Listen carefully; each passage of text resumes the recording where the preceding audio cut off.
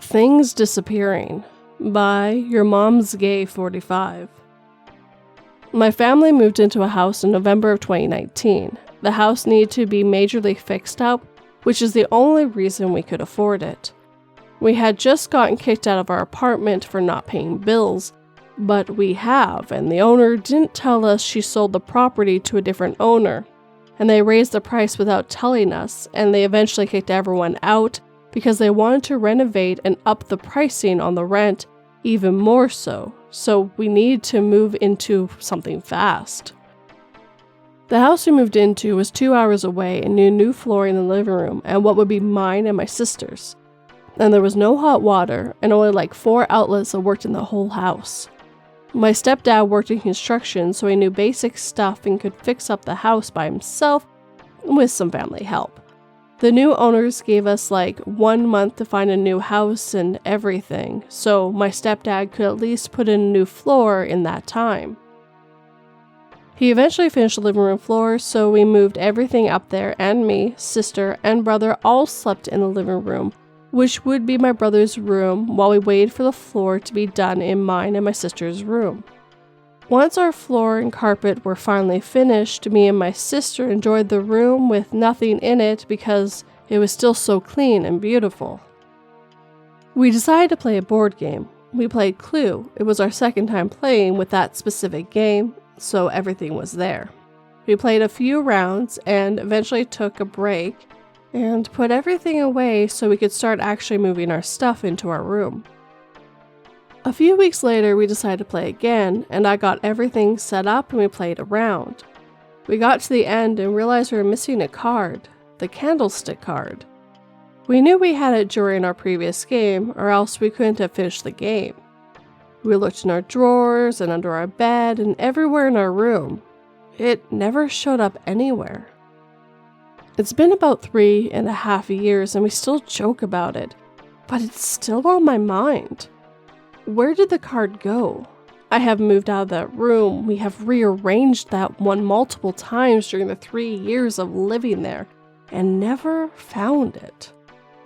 When we play, we just cross off the word candlestick so we can still play. We still have the game and all the other pieces to it. I don't know where it could possibly be.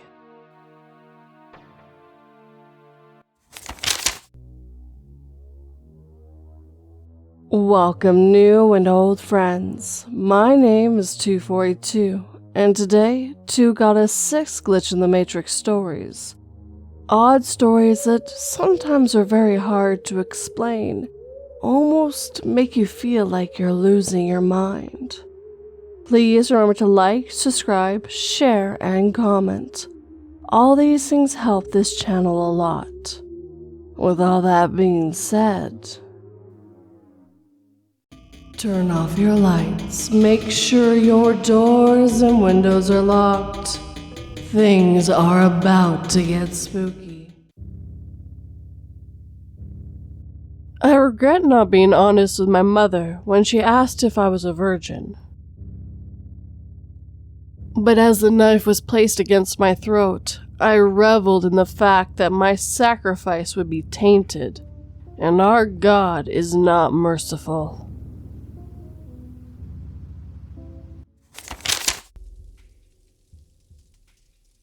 Maybe I'm Already Dead by NovaBooBear. My father passed away over this past winter after a long battle with leukemia. He and I were close, and he actually passed away when my fiancé and I were having some issues, and I decided to spend the night at my parents' house. He had wanted me to handle everything when he passed so that my mother wouldn't have to. He knew she'd be a mess and knew I could still maintain a strong exterior even when being an emotional wreck on the inside. So, weirdly, it felt like he waited until I was there to die. And unfortunately, the image of him lifeless the next morning is something I don't know if I'll ever get over. Anyway, I decided to stay with my mother for a while, through the holidays at least, to help her adjust to being alone for the first time in 50+ years. I was staying in the one bedroom that was upstairs. She still slept in their bedroom on the main floor. My partner and I were still having issues, so I wasn't sleeping well. I was up late most nights, just stressed from all the angles. Was also out of work at the time and stressed out about interviews. One night, while I lay in bed watching TV, I get a text alert. When I look at my phone, I have a message from my mother that read, "I know you're here with me." That seemed like an odd 3 a.m. text, so I replied, "Are you okay?" I didn't get a reply, so I decided to go downstairs and check on her. She was asleep in her bedroom, snoring away. I was weirded out, but figured I'd ask her in the morning if she remembered messaging me and then immediately falling asleep. Before heading back upstairs, I went to the kitchen to grab some water, and while passing through the living room, I saw her phone charging on a side table. I grabbed my water and went back upstairs to double-check the timestamp on the message, thinking maybe it actually come through earlier or something, maybe some kind of delay. And in the morning, I asked my mother about it, and she had no idea what I was talking about. She went and grabbed her phone from the living room and seemed to be freaked out as I was. We kind of laughed it off awkwardly and said it was my dad reaching out from beyond the grave and left it at that. But it always bothered me, the way it's worded. If my dead father were to text me, wouldn't it be, "Just know I'm always here with you," or "I'll always be with you," something along those lines? But instead it said, "I know you're here with me," as if I've died too, or I am soon going as well. Or it read like something a living person would say to the dead. I thought maybe he's in another timeline now, or the family is all together. I just don't know. I think about this often because I have no explanation for receiving a text since the phone was in a room alone when I received a message from it. And even resolving to it being delivered much later than it was sent, I do believe my mother in her confusion about it. She doesn't use her cell much anyway, and was using even less because she was overwhelmed by people calling that and the house phone to check in on her. Just needed to get this off my chest and see if there was any interesting theories about what it meant. Maybe I'm dead. Maybe my dad is alive in an alternate universe.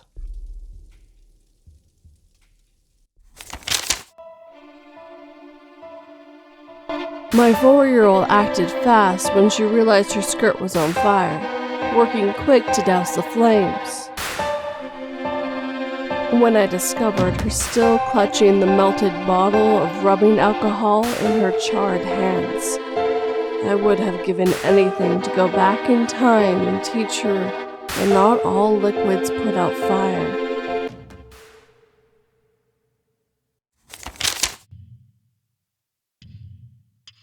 Items returned to me in a magic trick fashion.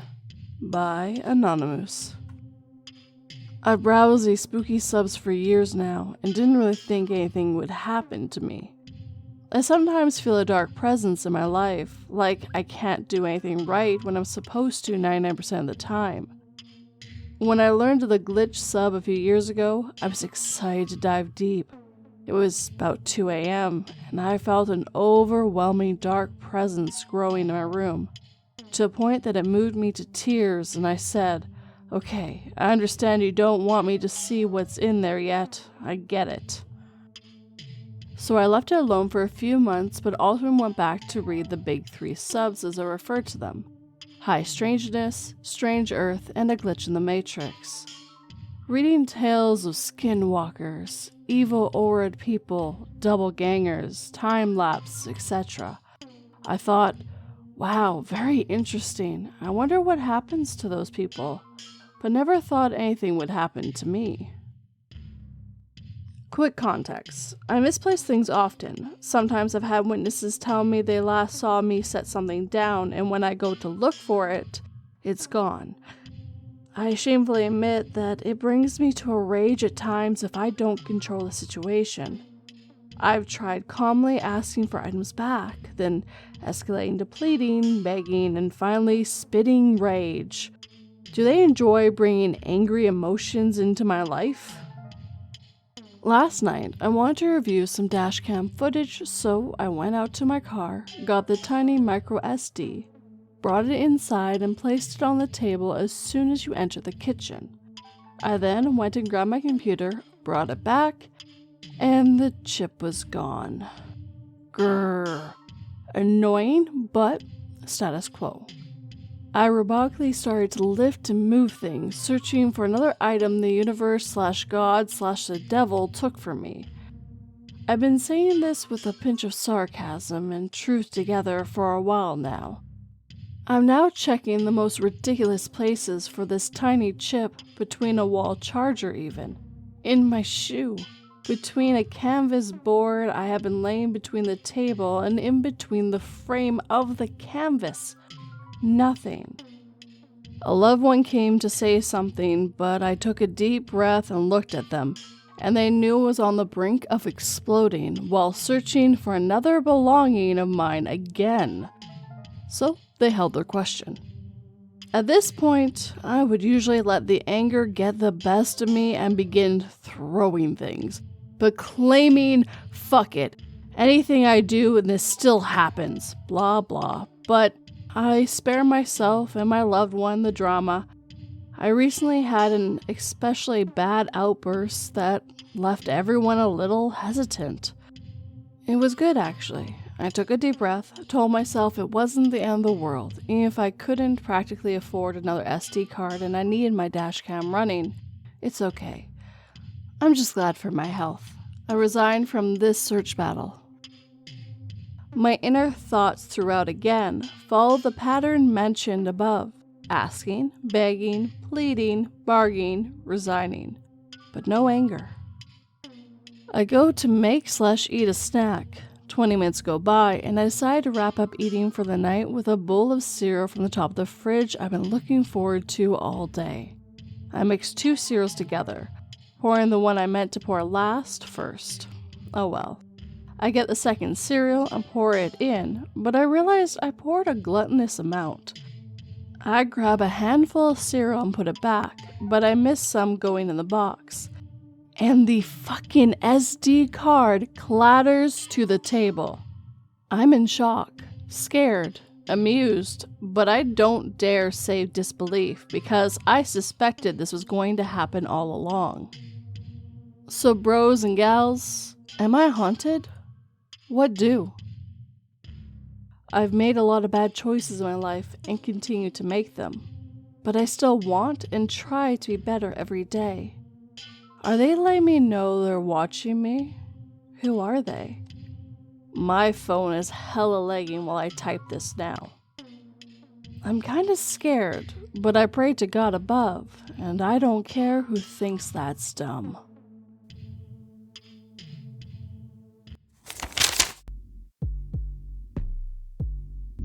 Despite the shocking grief I was in, I managed to sign the paperwork that gave the doctors permission to harvest the organs of my now dead son. Had I known of the clerical error would make it so my son's heart ended up in the chest of the drunk driver who killed him, I never would have done it.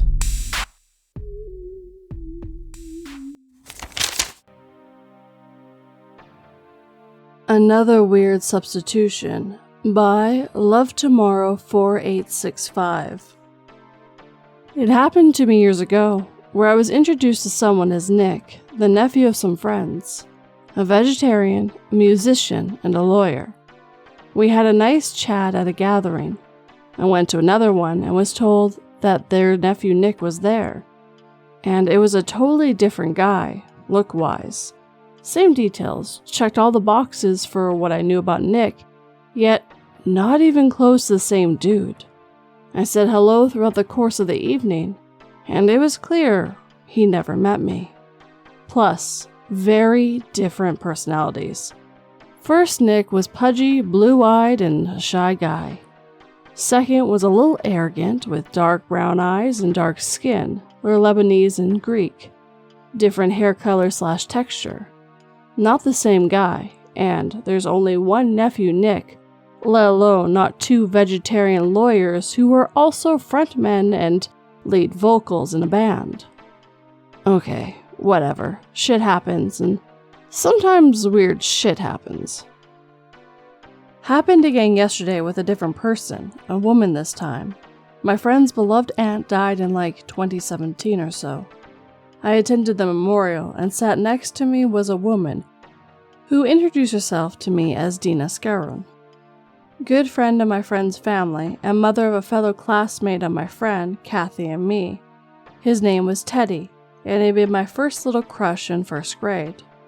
There was only a few minutes till the memorial started, but we chatted a bit. I introduced myself and asked after Teddy, told her to tell him hello for me, and etc. I remember thinking how young she looked. Barely older than Kathy and me, and of all things, she was wearing a miniskirt at a memorial. Oh well, not a super formal family, she looked good. Flash forward to yesterday, another memorial, and this one's for Kathy's mom. Dina Scaron was one of her best friends, and Kathy mentioned Dina would be of course there. I made a mental note to say hello, since we had a little conversation at her aunt's memorial. I was staying looking at a beautiful and elaborate slideshow Kathy had put together for service. A very outgoing lady, about the age of my mom, stood next to me, and was commenting on the old-timey pictures. She was a hoot. I introduced myself, and she said, "Hi, I'm Dina Scaron." People, this was not the same lady. This lady, A, looked nothing like the first Deanna. B, even if she bore any resemblance whatsoever, no way could anyone normally age that much in 5 or 6 years. It was a different lady. One comment she made was very interesting. Kathy's Uncle Greg was very conservative, so I used to shock him by showing up in my miniskirt. What the fuck? The first Deanne wore one, second Deanne happened to mention it. I don't know, y'all. My high school geometry teacher would go off on these tangents about the implications of high math. Vagues into philosophy, and if he got too far up in the clouds, he'd shake his head and say, I'd rather drink beer.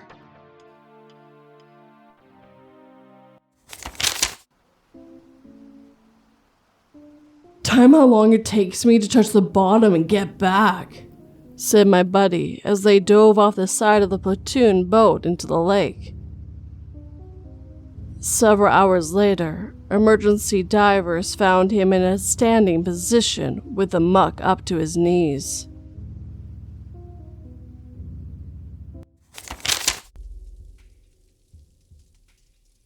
Disappearing Bench by princesssbunbun. Over a month ago, my friend and I went to Santa Cruz, California on the summer solstice, June 21st.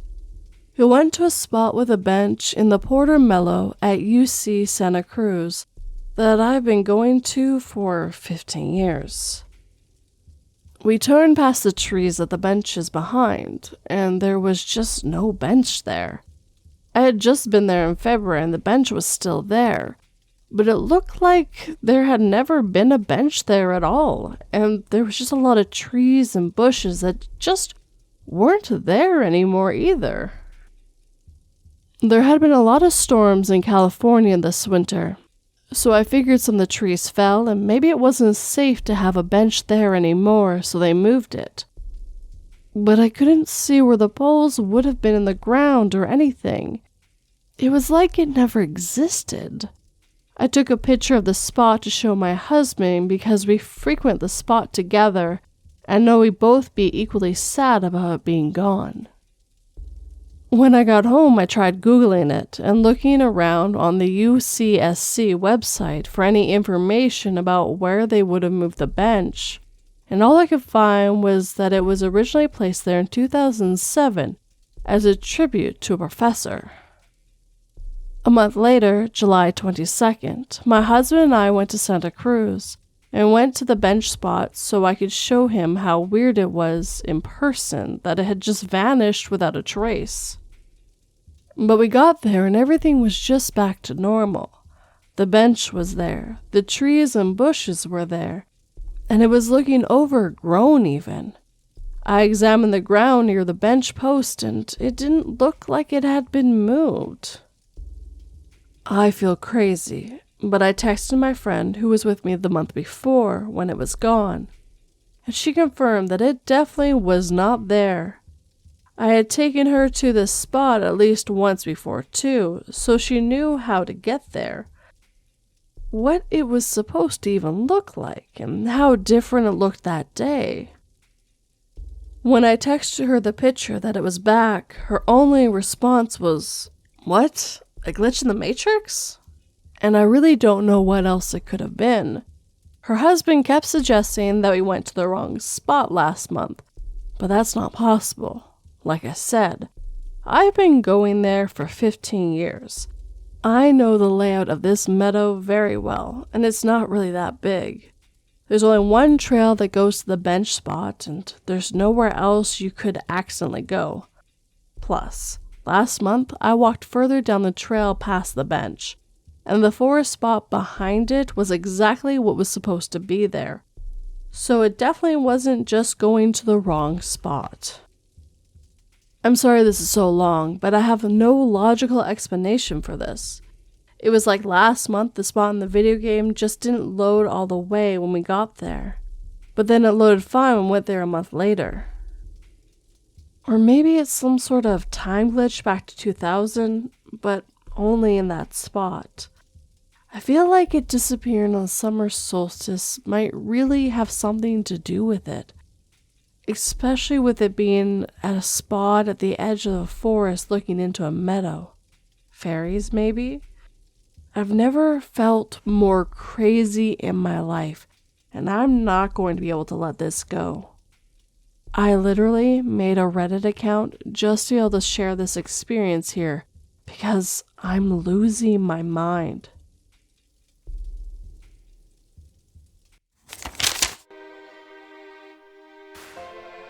I've tried every diet and put my all into exercise, but I can still see the disgust in my husband's eyes whenever he looks at my flabby belly.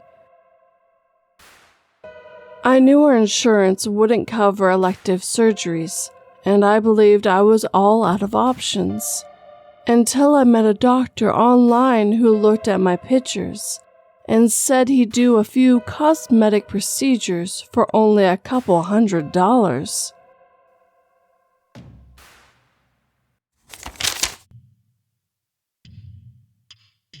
Broken/Unbroken Jar by Twinton333. Hi all. The story I'm about to tell you happened about a year ago.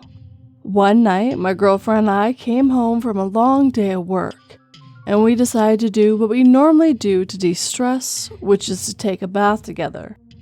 I started the bath, lit the candles, and slowly started to add the bubble bath soap and the bath salts. The specific bath salts I was using this time were a gift from my girlfriend a few months prior, and we barely got to use them. It was locally made, and I believe it was just a mix of pink salts and flower petals, and it came in a glass cylinder jar. It may or may not have had little quartz crystals in it, but I'm not quite sure about that detail. The bath was prepared. My girlfriend and I get undressed, then she turns off the lights. It wasn't too dark because the glow of the candles lit the small bathroom pretty well. My girlfriend gets in first with no issues, but then when I step into the tub, I hadn't realized I left the bath salts on the edge of the tub. I bump into the glass jar of bath salts, knocking it over next to the toilet. The loud noise of glass shattering spooking my girlfriend and I. We both look down and see the bath salts all over the ground, glass broken in pieces, even behind the toilet. We both sigh in disappointment like, of course. We were both so tired after our bath that we decided to leave the mess for tonight and clean it first thing tomorrow. Our roommate was asleep, so we didn't tell him, but it was out of the way enough that nobody would step on it in the middle of the night. The next morning, my girlfriend and I go sit in the living room to talk. Our roommate was in the washroom.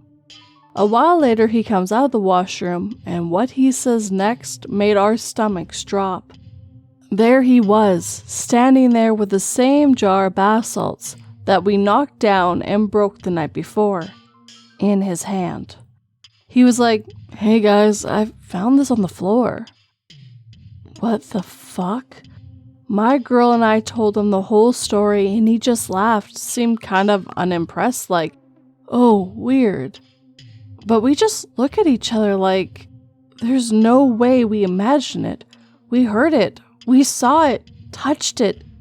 The next day it was fixed, like it never fell. It couldn't have been anything else because there wasn't even a mess. Our roommate didn't say anything either.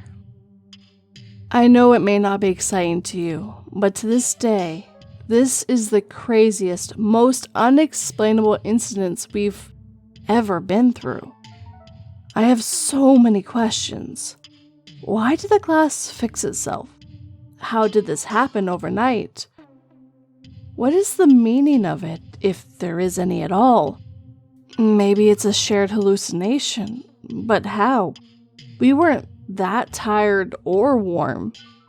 Did we wake up in a slightly different universe where we never broke the glass? I don't know, but I generally think this might be a glitch in the Matrix. Thank you for listening to my story if you made it this far. Hope it was entertaining for you.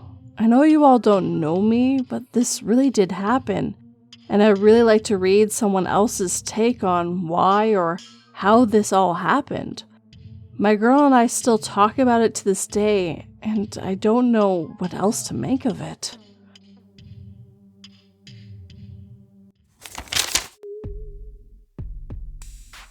I laughed as I quickly walked away from the slowly shambling zombie horde, wondering how anyone could have been stupid enough to be caught by these things.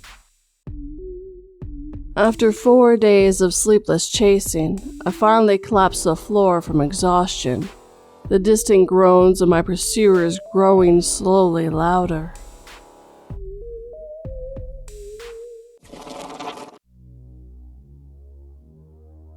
And with that, my friends, our time together is coming to an end. As always, I'd like to thank the users who let me read their stories. I hope you all don't disappear into another realm or things glitch around you more. Glitch in the Matrix stories are some of my favorite.